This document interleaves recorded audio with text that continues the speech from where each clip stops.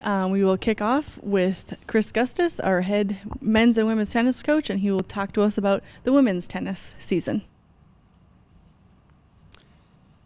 Hello, thanks for coming. So far, we started practice on Monday. We've been doing a couple practices a day since then. It's been a really good group to work with. They've been working hard. They're enthusiastic. Team chemistry seems like it's doing well. The upperclassmen are being really inviting with the freshmen, and they seem to be getting more comfortable. Seems like this group so far has been just what a coach wants with their attitude and their work ethic, and they pick up on things pretty quick. So I'm kind of figuring if we don't get a whole lot better, it's going to be my fault. So I'm not taking that for granted. I'm making sure that we're pushing these girls both mentally and physically each day, because I think that we can get a lot better. I think that we're better than we were last year. I think we're a lot deeper than we were last year. And I'm not sure how much better or what that's going to translate to, but I'm excited to see. We've got a lot of freshmen that are coming in and probably going to contribute. And the women from last year got the improvement that they had has just rolled right into this year. For the season, my goals for us, one thing that I think would make us a lot better is if we could just get a little more athletic. I want our feet to be quicker, and I want us to be faster. The more you can get to a ball early, the more you can set up and hit it better. So the more we can do of that, I think we're going to be tougher to beat. Last year I thought that we did really well with doubles. I thought that our team really learned a lot about how to work angles and how to pick the right shots in doubles. This year, the challenge is going to be to keep that up, but to also get better at singles. 6 points come from singles, 3 come from doubles. So when we had almost overachievement in doubles at times because our players they're smart about it, it doesn't always translate into winning a meet because only half the points come from doubles. So in singles, our team's pretty good already at keeping the ball in play and moving the ball around, but I think that what we can do is try and add weapons to them so they can try to start dictating points and be more on offense than on defense. Our roster from last year, we only have one senior that's coming back this year, Allie Birnbaum. It's been nice to have a senior. We had none last year, and something that's an added bonus with her is she has played tennis forever. She knows her tennis, and I've seen her helping out some of the younger players already. From our varsity lineup last year, we returned all of our top 4 players, so that's kind of a nice benefit of having a young team is you get most people back. Alex Peterson played 1 for us last year. Hannah Fox, Lauren O'Brien are back. They played 2 and 3. And Gabby Olenczak is back as well. She played 4. And at 6, we had Rachel Zittergren, so she's back as well. A lot of those girls took lessons this summer, and I can actually see some improvement with them. So sometimes when your team leaves and everything was going really, really well, you wonder oh man, I hope we can roll this into next year. And we did. They're the same people, but now they're just a little better at tennis. So that's exciting to see them go away for the summer, get back, and already have improved without me having, even done anything. Like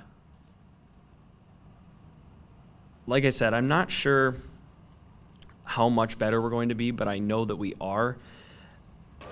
I think that the winning will come, and it'll be a byproduct. And it'll be a byproduct of all the growth and the work that they've put in the summer and so far this preseason, and hopefully we can just keep that rolling. For newcomers, we've got a transfer who was at Nyack. She went to Mason City High School, and her name is Ashley Rottinghouse. She might be our best athlete looking at her. She's quick, and she hits the ball with quite a bit of power. I'm excited to get her out and playing matches to see how good she really is. Her sister is playing volleyball, but she'll be with us in the spring. Sydney Rottinghouse, also from Mason City. She placed 5th in the state last year in singles.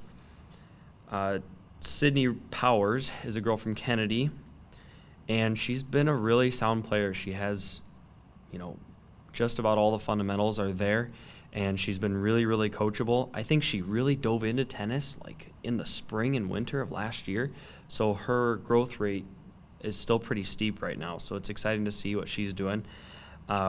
Rebecca Corson's a girl out of Oklahoma, and she was a state qualifier down there. Something I've noticed about her is she moves the ball very well. She won't hit necessarily with a ton of power, but she'll move you around, and the angles have been really she's been a surprise. the precision has really helped her win a lot of points. And then our last freshman is Mallory Lauby, and she's got a lot of the fundamentals in place as well. She's a Dike New Hartford girl. We start out with Knox College is on September 1st. That's our first meet. And then we travel to Wisconsin over the weekend and play a couple meets in Beloit.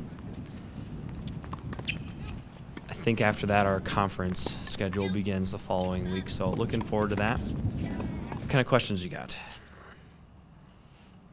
Said trying to work on getting the team more athletic. What are some of the things you're doing there to help improve their athleticism?